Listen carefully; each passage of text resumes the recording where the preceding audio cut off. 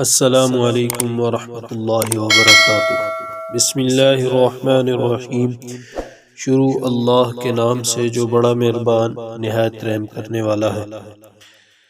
دوستو، آج کی ویڈیو کے اندر جہاد کے بارے میں بیان کیا جا رہا ہے کہ جہاد بھی دوسرے اعمال کی طرح فرض ہے، چنانچہ اس کی فرضیت قرآن پاک کی آیات سے قطعی طور پر ثابت ہے، اور اسی طرح رسول پاک صلی اللہ علیہ وسلم کے فرامین سے بھی قطعی طور پر ثابت ہے۔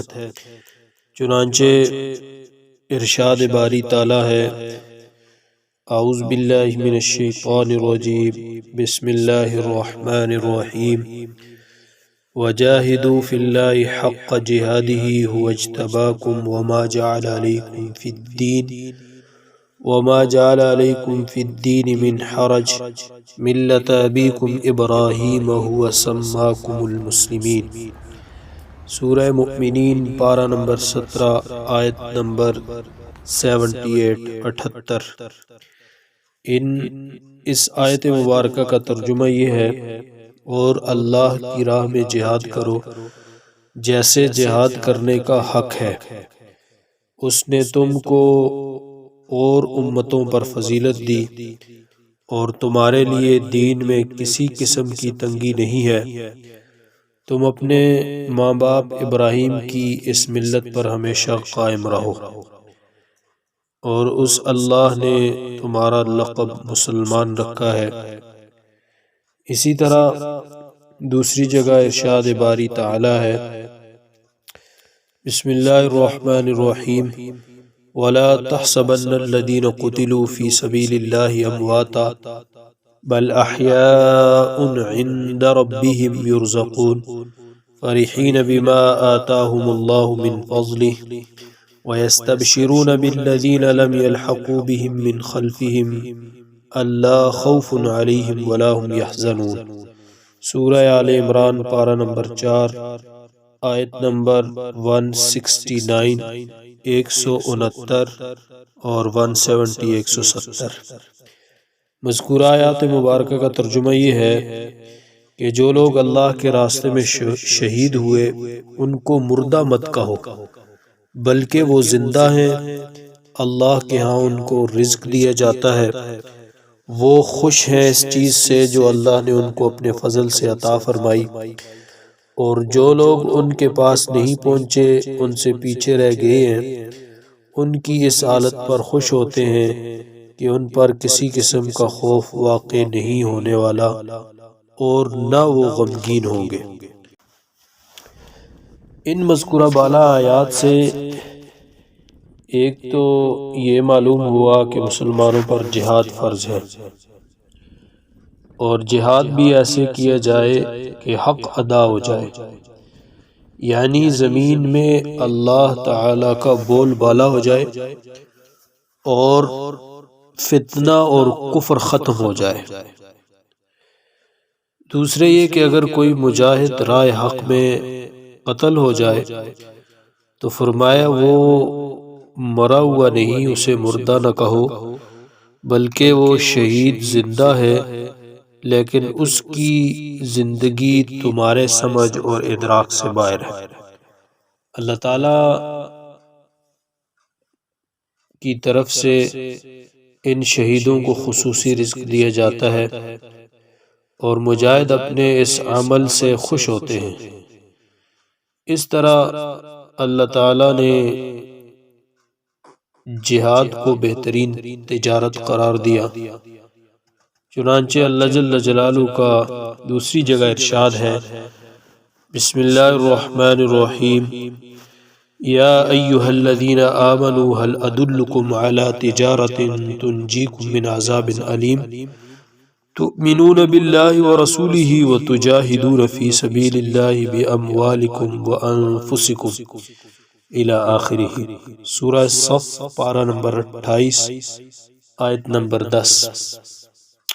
ترجمہ آیات مبارکہ کی ہے کہ اے ایمان والو، کیا تم کو ایسی تجارت اور سوداگری نہ بتاؤں جو تمہیں دردناک عذاب سے بچائے، اول یہ کہ تم اللہ اور اس کے رسول پر ایمان لاؤ اور اس کی راہ میں جان و مال سے جہاد کرو۔ اگر تم جانو یہ تمہارے لیے بہتر ہے، اس کے بدلے میں اللہ تعالیٰ تمہارے گناہوں کو معاف کر دے گا اور تمہیں ایسی جنت میں داخل فرمائے گا جس کے نیچے نہریں جاری ہوں گی، اور اعلیٰ مکانوں میں داخل کرے گا جو ہمیشہ رہنے کے ہوں گے۔ یہ بہت بڑی کامیابی ہے اور ایک انعام ہے جس کو تم پسند کرتے ہو، یعنی اللہ تعالیٰ کی طرف سے نصرت اور جلد فتح یابی۔ اے نبی صلی اللہ علیہ وسلم، آپ ایمان والوں کو بشارت دے دیں۔ اس آیت مبارکہ میں بھی جہاد کو بہترین تجارت فرمایا گیا ہے۔ گویا ایمان کے بعد جہاد کا بہت بڑا مقام ہے۔ جہاد مال کے ساتھ بھی اور جہاد تلوار کے ساتھ، پھر اللہ رب العزت کی دنیا میں بھی مدد و نصرت اور کامیابی و غلبہ ہوگا، اور کفر و نفاق اور شرک ختم ہوگا۔ کفر و شرک کی طاقتیں مغلوب ہوں گی۔ آج کافر کیوں غالب ہے؟ اس وجہ سے کہ مسلمانوں نے جہاد جیسے عظیم کام کو چھوڑ دیا ہے۔ صحیح مسلم میں ہے کہ جو شخص صدق کے دل سے شہادت کی تمنا کرتا ہے اس کو شہیدوں کا مرتبہ عطا کیا جاتا ہے، خواہ وہ بستر پر ہی مرے۔ ایک بات تو یہ کہ ہم نے جہاد بالکل ہی چھوڑ دیا ہے، اور دوسری بات یہ کہ غیر نے اتنی محنت کی ہے کہ وہ جذبہ جہاد ہمارے سینوں سے بھی ختم کر دیا گیا ہے۔ آج کل کا جوان موبائل میں تو وقت صرف کرتا ہے، لیکن جہاد کے اسباب کے اندر جیسے صحابہ رضوان اللہ علیہ مجمعین نیزہ بازی، گھوڑ دوڑ جہاد کی غرض سے سیکھتے تھے، آج وہ جذبہ مسلمانوں کے اندر اور مؤمنین کے اندر باقی نہیں رہا۔ چنانچہ حضرت علی رضی اللہ تعالیٰ عنہ کی روایت ہے، نبی کریم صلی اللہ علیہ وسلم نے ارشاد فرمایا کہ مجاہد جب جہاد کا پختہ عزم کر لیتے ہیں تو اللہ تعالیٰ ان کے دوزخ سے آزادی لکھ دیتے ہیں۔ پھر وہ جب جہاد کی تیاری میں ہوتے ہیں تو فرشتوں کے سامنے باری تعالیٰ فخر فرماتے ہیں۔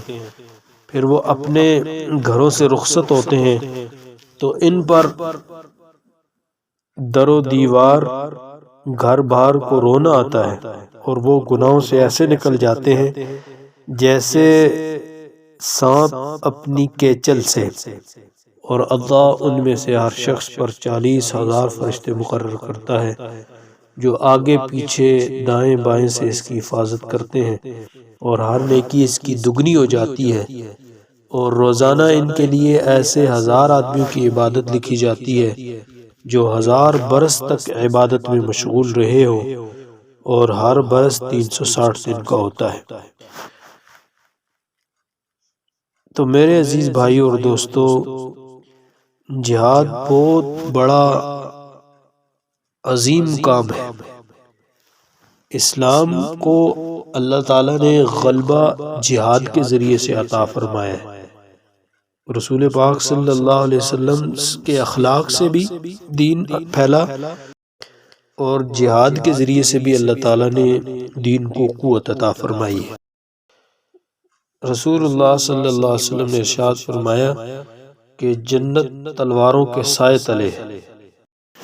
اس لیے میرے عزیز بھائیو اور دوستو، ہمیں جہاد جیسے عظیم عمل کے لیے ہمیں اپنے آپ کو پیش کرنا چاہیے۔ الہ کلمت اللہ کے لیے کفر سے لڑنا اور کفر کے سامنے ڈٹ جانا، کفر کے سامنے سیسا پلائی ہوئی دیوار کی طرح ہو جانا، کھڑے ہو جانا، یہ بہت اونچا رتبہ ہے۔ اور پھر جو لوگ اس میں جام شہادت نوش کر لیتے ہیں، شہادت بہت اونچا رتبہ ہے۔ آپ صلی اللہ علیہ وسلم نے ارشاد فرمایا کہ مجھے یہ پسند ہے کہ میں اللہ تعالیٰ کے راستے میں شہید کیا جاؤں، پھر زندہ کیا جاؤں، پھر شہید کیا جاؤں، پھر زندہ کیا جاؤں، پھر شہید کیا جاؤں۔ گویا شہادت کو آپ نے اپنی ذات کے لیے بھی پسند فرمایا ہے۔ تو حضرت عمر ابن خطاب رضی اللہ تعالیٰ عنہ بھی دعا فرمایا کرتے تھے کہ اللہم ارزقنا شہادتا فی سبیلک وجعل موتی ببلد رسولک، کہ اللہ مجھے اپنے راستے کی شہادت نصیب فرما اور میری موت رسول پاک صلی اللہ علیہ وسلم کے شہر میں فرما۔ اللہ پاک سے دعا ہے کہ اللہ پاک سب کو شہادت جیسا عظیم رتبہ عطا فرمائے۔ وما علینا الا البلاغ۔